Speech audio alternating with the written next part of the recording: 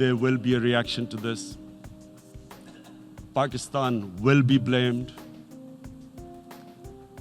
Two nuclear-armed countries will come face to face like we came in February.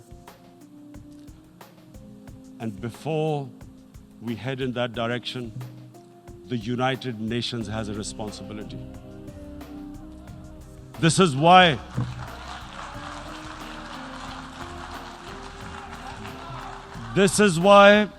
the United Nations came into being in 1945. You were supposed to stop this happening. I feel we are back to 1939, Munich.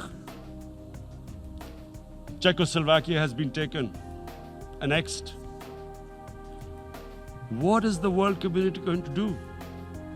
Is it going to appease a market of 1.2 billion, or is it going to stand up for justice and humanity?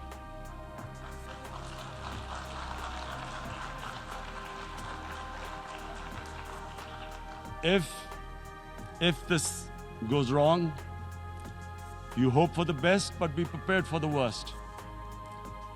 If a conventional war starts between the two countries, Mr. President, if a conventional war starts, and anything could happen, but supposing a country 7 times smaller than its neighbor is faced with the choice, either you surrender or you fight for your freedom till death, what will we do? I ask myself this question. And my belief is, La ilaha illallah, there is no God but one. And we will fight. And when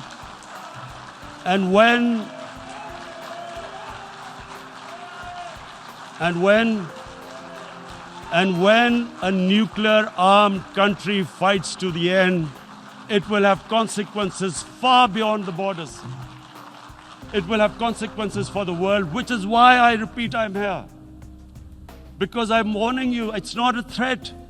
It's a fair worry that where are we headed?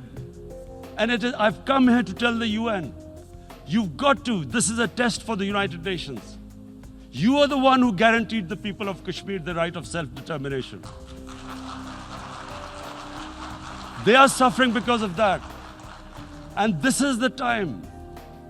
This is the time not to appease like in 1939 appeasement took place. This is the time to take action. And number one action must be that India must lift this inhuman curfew, which has lasted for 55 days. It must free all political prisoners, and especially those 13,000 boys that have been picked up. Parents don't know where they've disappeared. And then the world community must give the people of Kashmir the right of self-determination. Thank you.